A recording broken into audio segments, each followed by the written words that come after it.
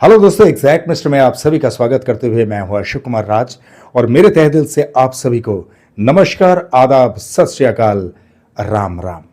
दोस्तों, मैं आशा करता हूं कि आप सभी 2026 यानी नए साल में बहुत खुशहाल होंगे और हमेशा आप लोगों को खुशहाली दे बाबा साईनाथ।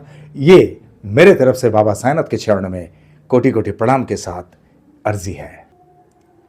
तो दोस्तों, आज नए साल के साथ साथ यानी नया साल बीते हुए कुछ दिन हुआ, एक दो दिन हुआ, अब फिर से मैं आप लोगों के सामने हाजिर हो रहा हूं। कुछ दिन मैं म्यूजिक के काम के लिए बेहद ज्यादा बिजी रहा, जिस वजह से आप लोगों के सामने इस तरह का कुछ साईं लीला का वीडियो लेकर आना बहुत ही मुश्किल रहा। हालांकि मेरे पास बहुत सारे बाबा की लीलाएं पड़े हुए हैं, एक के बाद एक अब मैं लाने की कोशिश करूंगा फ्रिक्वेंटली। ओके, लेकिन क्या है ना कि म्यूजिक का काम जो है उसको भी मुझे साइड में चालू रखना है।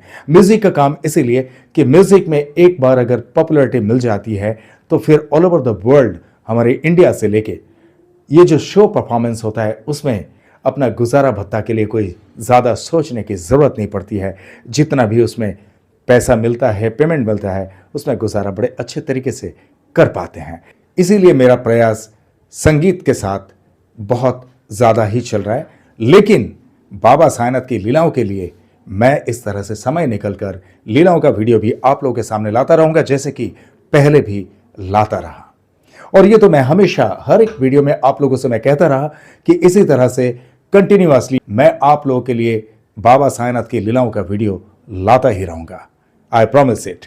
और इसीलिए आज काफी दिन के बाद भी क्यों ना हो, फिर से मैंने शुरुआत किया, अब आता रहेगा। चलिए, अब बातों को ज्यादा लंबा ना करते हुए आप लोगों से गुजारिश कर दूं कि जो भी आप लोग नए इस वीडियो में आए हैं, एग्जैक्ट मिस्टर चैनल पर आए हैं, आप लोग सबसे पहले इस चैनल को लाइक करें, शेयर करें, कमेंट करके और बेल आइकन को दबाते हुए सब्सक्राइब जरूर कर देना, वरना आप लोग पीछे चलते हुए यानी आगे चलते हुए फिर भूल जाते हैं कि सब्सक्राइब करना था, क्योंकि ये तो सेकंड का काम होता है। आप लोग के हाथ में एक सेकंड में, एक झटके में हो जाता है, जिसके लिए ना तो कोई पैसे का खर्च होता है, ना ही आपको ज्यादा मेहनत करने की जरूरत पड़ती है। बस सारा कुछ बटन से हो जाता है। लेकिन मेरे लिए वो सब्सक्रिप्शन बहुत अहमियत रखता है। और कमेंट आपको कैसा लगा, आप कहां से हैं, ये सारा कुछ बता के अगर आप कमेंट भी करेंगे तो मुझे उस कमेंट का जवाब देने में भी बड़ा आसान लगेगा। ठीक है, तो चलिए आज बाबा साईनाथ की लीलाएं यहां से शुरू करता हूं। मैं आज एक बहुत ही बेहतरीन लीला के साथ 2026 में शुरुआत कर रहा हूं। क्यों, आप लोग जैसे ही सुनेंगे आप लोग वाकई बड़े खुश हो जाएंगे, क्योंकि आज जिस शख्स का ये जो वीडियो है बाबा साईनाथ की लीलाओं के ऊपर, वो शख्स कोई आम शख्स में से नहीं देखेंगे। आप उन्हें देखेंगे और आपके मन में यही आएगा कि हम उन पर साईं की प्रतिछवि को देख रहे हैं। यकीन नहीं ना? चलिए आप लोगों को मिलाता हूं उनसे, लेकिन पहले यह तो बता दूं कि वो रहने वाले कहां के हैं। वो है तिल्दा, जिला रायपुर, छत्तीसगढ़ के रहने वाले हैं। वो एक कंपनी में, बहुत अच्छे कंपनी में कार्यरत थे, अभी तो रिटायर्ड पर्सन है। तो वहां पर काम करते हुए उनके साथ में जो भी घटनाएं घटित हुई, वो घटना आप लोगों के लिए आज इस वीडियो में पूरी तरह से मैं लेकर आया हूं, जैसा कि मुझे उन्होंने बताया। तो चलिए सबसे पहले मैं उनसे परिचय करवा देता हूं, जो हमारे ही साईं परिवार का एक भाई है और वो इतना दृढ़ भक्त है बाबा साईनाथ के कि आप सुनेंगे तो वाकई हैरान भी हो जाएंगे और खुश भी हो जाएंगे। तो चलिए उनसे परिचय करवा देता हूं। ये देखिए, ये है हमारे साईं परिवार का भाई, इनका नाम है जुगल किशोर सोनी। अब जुगल किशोर जी ये कहते हैं कि जब वो उस कंपनी में काम करते थे, तिल्दा यानी जिला रायपुर के छत्तीसगढ़ में स्थित, तो वहां पे काम करते हुए उन्हें एक मंदिर स्थापना के लिए दिमाग में अचानक से ऐसा असर हुआ कि बाबा साईनाथ का एक मंदिर की स्थापना हम करेंगे। और वाकई उन्होंने अपना जी जान लगा दिया था। तो उसके बाद हुआ ऐसा कि वो ऐसे वक्त में अपने घर में, जब वो फुर्सत में रहते थे, यानी हर गुरुवार को संध्या काल जैसे ही होता था, तो उस वक्त वो अपने परिवारजन के सारे सदस्यों के साथ और भी अड़ोस पड़ोस के कुछ लोग आते थे, उन लोगों के साथ में वो भजन किया करते थे बाबा साईंनाथ के नाम से। और ऐसा ही चलता रहा और उनके मन में यह भी चल रहा है कि बाबा साईंनाथ का एक भव्य मंदिर की स्थापना करनी है। उन्होंने प्रयास कैसे किया, जो भी उनके तरफ से हो सका वो कर ही रहे थे, लेकिन उनके जो भी और भी पहचान के दोस्त मित्र है अड़ोस पड़ोस के, वो सारे लोगों से उन्होंने यही कहा कि मैंने भिक्षा भी मांगा उन लोगों से, और भिक्षा मांग के उन्होंने बहुत अच्छा खासा एक रकम भी जमा किए थे, और उसी जमा पूंजी से वो जो है मंदिर की स्थापना वो करने लगे। और मंदिर स्थापना करने के बाद मंदिर की जो पूजा पाठ की शुरुआत उन्होंने किए वो 15 मई 2002 को, जिस दिन अक्षय तृतीया का दिन था। तो अक्षय तृतीया यानी ये बहुत एक शुभ दिन है हम सबके लिए, इसीलिए उसी दिन उस मंदिर की स्थापना करने के बाद पूजा पाठ शुरू कर चुके हैं। पर अभी तक उस मंदिर में बहुत सारा कुछ काम करना बाकी था, और उस काम को करने के लिए वक्त लगता, पैसे की जरूरत होती। ऐसे में क्या है कि हमारे जुगल किशोर जी का एक घर का निर्माण चालू था, यानी उस तिल्दा एरिया से थोड़े दूर पे, ठीक है। तो उनका जो घर का काम चालू था वो वहां चल रहा है, और यहां बाबा साईंनाथ के मंदिर की स्थापना। तो आप लोग समझ सकते हैं कि कितना बड़ा टेंशन की बात है। फिर भी वो इस काम को रोके नहीं, चलाते रहे, करते गए। और वो रोज की तरह जब भी ऑफिस जाते थे, ऑफिस जाते वक्त उस मंदिर में बाबा का दर्शन करके निकलते थे, और इनकी अर्धांगिनी जो है वो हर रोज दोपहर को खाना उना खाने के बाद आराम से उस मंदिर में जाते थे, और जब तक इनकी छुट्टी होती थी उन छुट्टी के टाइम यानी 5-6 बजे तक वो उस मंदिर में ही रहा करते थे, मंदिर के सेवा में लगे रहते थे। वहाँ पे जो पंडित जी थे उनके साथ भी बहुत कोऑपरेट करते थे, और हमारे जुगल किशोर जी क्या करते थे, हर गुरुवार को उनके घर में जो बाबा साईंनाथ के नाम से भजन कीर्तन किया करते थे, वही भजन कीर्तन उन्होंने अपना ताम झाम यानी हारमोनियम तबला वगैरह अपने कार में लेकर, अपने अर्धांगिनी को लेकर और अपने अड़ोस पड़ोस के कुछ लोगों को लेकर उस मंदिर में जाया करते थे, और उसी मंदिर में एक पर्टिकुलर जगह पे वो भजन किया करते थे हर गुरुवार को। लेकिन कुछ दिन बीतने के बाद हुआ ऐसा कि उस मंदिर का जो पुजारी थे, उस पुजारी ने इनसे सीधे मुंह बात करना बंद कर दिया, और सीधे मुंह बात करना बंद कर दिया। इसका कारण आज तक इन्हें पता नहीं चला, लेकिन जो कारण जुगल किशोर जी ने बताए वो कारण ऐसा है कि जुगल किशोर जी जब भजन कीर्तन करते थे तो उनके पास बहुत सारा दान आया करता था, और वहां पे वो दान पेटी जो है, दान पेटी बना हुआ था। तो दान पेटी में जो कुछ भी पैसा आता था, जुगल किशोर जी क्या करते थे कि वो चाबी अपने भक्तों के हाथ में देते थे, जो वहां के परमानेंटली जो भक्त आते थे उन लोगों के हाथ में देके खाता पेन उन लोगों के हाथ में दे देते थे कि भाई तुम लोग इसका हिसाब किताब करके और पैसा इस ट्रस्ट में जमा कर दो। बस मैं आप लोग के हाथ में दे दिया चाबी, और दान पेटी का जो भी हिसाब किताब है ये आप लोग संभालते रहना। इसमें हुआ क्या कि वो जो मंदिर का पुजारी है, उस मंदिर के पुजारी को ईर्ष्या होने लगा कि वो मेरे हाथ में चाबी क्यों नहीं देते। यानी इनके कहने के मुताबिक, जुगल किशोर जी के कहने के मुताबिक, वो जो मंदिर के पुजारी है उस पुजारी के मन में कुछ खोट जरूर था होगा, आप लोग समझ सकते हैं। और इस वजह से उसका खुंदस हमारे जुगल किशोर जी जो हमारे साईं परिवार के भाई हैं इनके ऊपर। अब ऐसा हुआ कि एक दिन वो भजन कीर्तन कर रहे थे, और ऐसे वक्त में भक्त लोग आ रहे हैं, भक्त लोग बाबा का दर्शन कर रहे हैं। सभी अपने अपने हाथ से जो मिठाई का पैकेट ला रहे हैं वो बाबा के चरणों में छू के खुद ब खुद लेके जा रहे हैं, और फूल माला जो है खुद ब खुद वहां पे बाबा के चरणों में रख रहे हैं। यानी पंडित जी का जो काम होता है कि वो वहां पे बैठे रहेंगे, लोगों के हाथ से प्रसाद लेंगे, प्रसाद बाबा के पैरों में छुलाएंगे, यानी बाबा के चरणों में छुलाएंगे, उसके बाद उसको शुद्ध करके मंत्रोच्चारण के साथ उनके हाथ में देंगे। जो भी माला फूल चढ़ाएंगे वो माला को भी वो खुद चढ़ा देंगे। ये सब काम तो एक पुजारी का होता है ना, हम सबको पता है। लेकिन ये सब काम करना बंद करके वो बाहर, यानी जो मंदिर का मेन गेट है उस बाहर की तरफ वो सीढ़ी पे जाके बैठ गया। और जब सीढ़ी पे जाकर बैठा हुआ है, ये नजारा देखते हुए हमारे जुगल किशोर सोनी जी के अर्धांगिनी जो है, उन्होंने कहा कि जी आप देख रहे हो यहां पे भक्त आ रहे हैं, प्रसाद वगैरह खुद ब खुद बाबा के चरणों में छू के खुद लेके जा रहे हैं, कैसा लग रहा है? पंडित को करना चाहिए था ना ये सब, लेकिन पंडित तो ये देखो मंदिर को छोड़ के वो सीढ़ी पे जाके बैठे हुए हैं। तब जुगल किशोर जी ने उनकी अर्धांगिनी से कहा, ठीक है कोई बात नहीं, उसे बैठने दो, जो भी होगा बात हम बाद में करेंगे। तो ये जो वाकया है, ये वाकया होने के बाद जुगल किशोर जी ने क्या किया कि उनसे कुछ प्रश्न पूछे थे।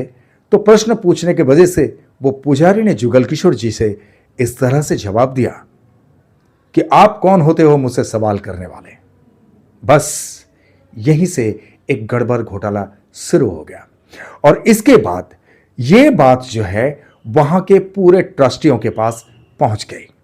हालांकि मेन इंसान वही थे जो हमारे साईं परिवार का भाई जुगल किशोर जी। अब जुगल किशोर जी को एक अलग रूप में देखा जा रहा है वहां।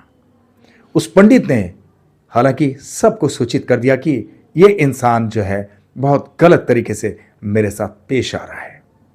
इसके बाद वहां का जो है एक स्थानीय कोई लोकल मतलब मंत्री पद में थे, वो भी इस चीज का भार ले लिए। और अगला दिन यहां पे आने के बाद इनको जुगल किशोर सोनी जी को बुलाया गया और जुगल किशोर सोनी जी को बुलाने के बाद उनसे कहा कि आपने इस तरह से हरकत की कि आप चाबी दूसरों के हाथ में देते हैं, यहां का पैसे का हिसाब ठीक से मिल नहीं रहा है, ये तो पुजारी का काम होता है, ऐसा वैसा उनको बोले। उन्होंने बोले तो ठीक है, आज के बाद मैं इस चाबी का और दान पेटी का कोई जिम्मेदारी नहीं लूंगा, जो भी है आप लोग पुजारी के हाथ में दीजिए। इसके बाद क्या हुआ कि यहां पे इनको यह समझ में आ गया कि पूरा के पूरा जो ट्रस्टी है वो इनके खिलाफ है, यानी जुगल किशोर जी के खिलाफ चल रहे हैं। अब अगला दिन वो जब ऑफिस जा रहे थे तो रोज के तरह ऑफिस जाते हुए बाबा का दर्शन करते हुए निकलते हैं। आज भी वो जब मंदिर में गए तो मंदिर में जाने के बाद अब वहां पे कुछ कहा सुनी उस पुजारी के साथ उनका हो गया। और जब कहा सुनी हो गया तो उसके बाद सब ठंडा भी हो गया। जुगल जी अपने ऑफिस के लिए रवाना हो गए। लेकिन हुआ कैसा कि ये तो ऑफिस निकल गए, उसके बाद इनका बेटा जो है, इनका बेटा भी गाड़ी लेकर वहां से गुजर रहे थे। ऐसे वक्त में देखे कि इस मंदिर के पुजारी अपने बाइक में उसी ट्रस्ट के किसी एक बंदे को बाइक में बिठाकर पुलिस स्टेशन की तरफ जा रहा है। हालांकि उनका बेटा जो है वो भी बिजी थे, वो अपने ऑफिस में जाने की तैयारी में और वो गाड़ी लेके निकल ही रहे थे, वरना वो सोच रहे थे कि मैं इनका पीछा करके देखूं भाई इन लोग पुलिस स्टेशन की तरफ क्यों जा रहे हैं। अब जैसा उनके बेटे ने सोचा था वैसा ही हुआ। जुगल जी ऑफिस में हैं और ऐसे वक्त में जुगल जी के पास उनके बेटे का फोन आता है कि पापा मेरे पास पुलिस स्टेशन से फोन आया था, बोला कि आपके पापा को इमीडिएटली पुलिस स्टेशन में बुलाओ। जब इस तरह की बातें हुई तो जुगल जी थोड़ा सा घबरा गए। क्या नेकी करने का प्रतिफल ऐसा ही मिलता है? आप ही लोग सोचिए ना जरा। पर जुगल जी का भजन सुनने वाले उनके भजन मंडली में आते थे, वहां पर बैठते थे, वहीं के एक उच्च अधिकारी जो पुलिस में है। अब जुगल जी के पास उनका नंबर था। उन्होंने उनसे संपर्क किया कि देखिए मेरे साथ में ऐसा ऐसा हुआ, हमारे जो लोकल पुलिस स्टेशन है, लोकल पुलिस स्टेशन से मेरे पास फ़ोन आया है कि इमीडिएटली यहाँ पे आ जाओ। अब मुझे ये पता नहीं कि मेरे नाम से क्या एलिगेशन वहाँ पर दिया हुआ है। तो उन्होंने बोला ठीक है आप घबराइए मत, मैं हूँ, मैं इसको हैंडल कर लूँगा। उसके बाद जब इनके बेटे के पास फ़ोन पे फ़ोन आ रहा है तो इनका बेटा तंग होके उनसे कहा, यानी जुगल जी से कहा कि पापा आप कैसे भी पुलिस स्टेशन में आ जाओ ना, क्या दिक्कत है, देखते ना क्या करते हैं हम लोग। तो उन्होंने बोला ठीक है बेटा मैं आ रहा हूं। अब जुगल जी जो है ऑफिस से सीधा आ गया, उनके बेटे को लेके पुलिस स्टेशन में गए। अब पुलिस स्टेशन में जब पहुंचे तो वहां पे देखे ट्रस्ट के बहुत सारे लोग वहां पर मौजूद थे उस पंडित के साथ साथ में। और जुगल जी को यह भी पता चला कि पंडित ने वहां पर जो एलिगेशंस लगाया था, यानी आरोप, वो आरोप ये था कि जुगल किशोर सोनी और उनके बेटे ने मिलकर मुझे बहुत मारा। ये पंडित ने वहां पर केस दर्ज करने की कोशिश की थी। इसके बारे में वहीं के एक वर्तमान जो अधिकारी वहां बैठे हुए थे, यानी ऑफिसर इंचार्ज, तो उन्होंने कहा उस ट्रस्टी के लोगों से कि भाई एक काम करो, यहां पे कुछ कहने की जरूरत नहीं है, हम लोग कुछ नहीं कर सकते बिकॉज ये आप लोग के ट्रस्ट का लफड़ा है। आप सीधा मंदिर में जाओ और जो कुछ भी है आपस में आपसी बातों में इसको सिल डालो, यानी आप लोग समझदारी से एक दूसरे से इस बातचीत में इसको खत्म करो, ठीक है, ताकि कोई लफड़ा झगड़ा ना हो। ये पुलिस स्टेशन का कोई काम नहीं है। हालांकि यहां पे हमारे जुगल जी सेव हो गए हैं। उन्हें जो डर था कि कहीं जबरदस्ती, क्योंकि शैतान का काम जो है बहुत जल्द होता है और शैतान काम को पहले अंजाम दे देते हैं, बाद में तो हमारे बाबा पक्षपात करते हैं। लेकिन अब क्या हुआ कि वहां से जब सारे के सारे लोग मंदिर की ओर चले, तब जुगल जी भी ट्रस्ट के लोगों के साथ साथ उस मंदिर में गए। मंदिर में जाने के बाद आप लोगों को पता है कि क्या हुआ जुगल जी के साथ। जुगल जी से यह कहा गया कि जुगल जी, इस गुरुवार से आप यहां पर और भजन कीर्तन नहीं करेंगे। ओम साई राम। यह बात जब जुगल जी को सुनाई दिया तो जुगल जी ने उनसे यही जवाब दिया कि ठीक है, मुझे मंजूर है, और मैंने यही सोच के रखा था कि आज के बाद और भजन कीर्तन तो क्या, मैं इस मंदिर में ही नहीं आऊंगा। मैं साईं के सामने यह कह रहा हूं। इस तरह से जुगल जी ने वहां पे कहा। बड़ा व्यथित हो गया वो। क्यों नहीं होगा, आप लोग समझ रहे होंगे। ऐसे वक्त में उन्होंने यह देखा कि यह चक्रव्यूह है क्या, कुछ समझ में नहीं आया। उसके बाद वो घर पे गए और घर पे जाके अपनी अर्धांगिनी बच्चों से वो बातचीत करने लगे कि मुझे बड़ा दुखद लग रहा है, साईं का ये कारनामा है। उसके बाद इन लोगों ने फैसला किया, यानी स्पेशली जुगल जी ने घर के सारे सदस्यों से कहा कि हम इस जगह पे ही नहीं रहेंगे, हम इस जगह को ही छोड़ देंगे। हालांकि यहां पे एक बात मेरे तरफ से मैं आप लोगों को कहना चाहूंगा कि बाबा ये कहते हैं, जिस जगह पे तुम्हें अनकंफर्टेबल फील हो तुम उस जगह से हट जाओ, बट झगड़ा मत करो, क्योंकि जहां प्रेम है वहां साईं है। तो ठीक इसी तरह से जुगल जी ने यह फैसला किया। उसके बाद कुछ ही दिनों में उनका जो घर बन ही रहा था उस घर को बेच दिए, और बेचने के बाद वो पूना में शिफ्ट हो गए, और आज भी वो पूना में ही रहते हैं। बड़े खुशहाली से रहते हैं, बड़े प्रेम से रहते हैं। सारे के सारे उनके परिवारजन बड़े खुशहाल हैं, किसी तरह की कोई दिक्कत नहीं। अब हुआ क्या कि वहां से, यानी छत्तीसगढ़ के रायपुर जिले में स्थित तिल्दा से वो तो हट गए, और हटने के कुछ ही दिनों के बाद उन्होंने 5 एकड़ का एक फार्म हाउस ले लिया। बोले मेरे साथ, ओम साई राम। अब आप लोग बताइए कि ये किस लिए इस तरह का हुआ है घटना, और यह घटना घटित अगर होने वाली थी तो इन्हें तो कुछ पता नहीं था। ये सारा कुछ साईं का खेल है, साईं को पता है साईं किस तरह से काम करते हैं।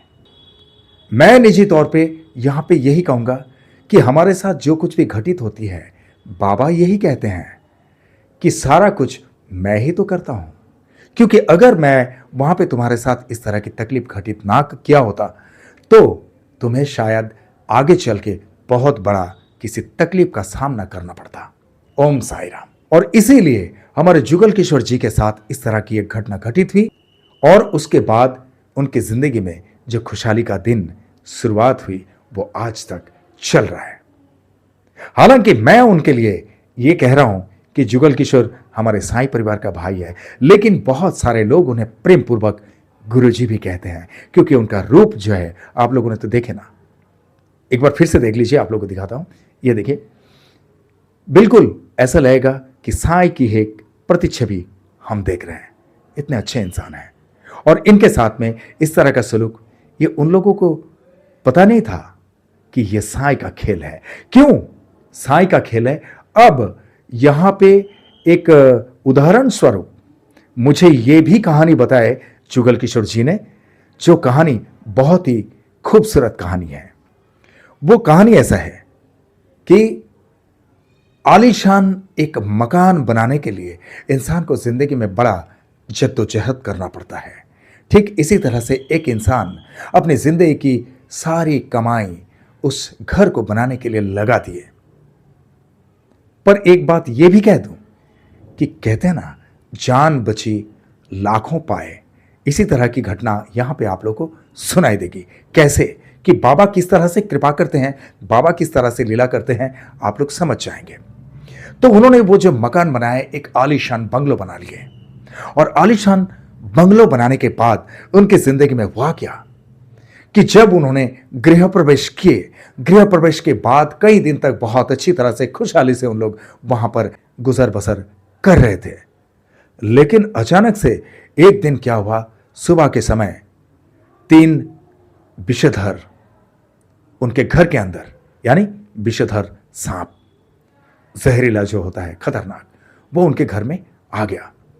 और उसी डर से उन लोग सारे के सारे परिवारजन तुरंत घर से बाहर निकल आए।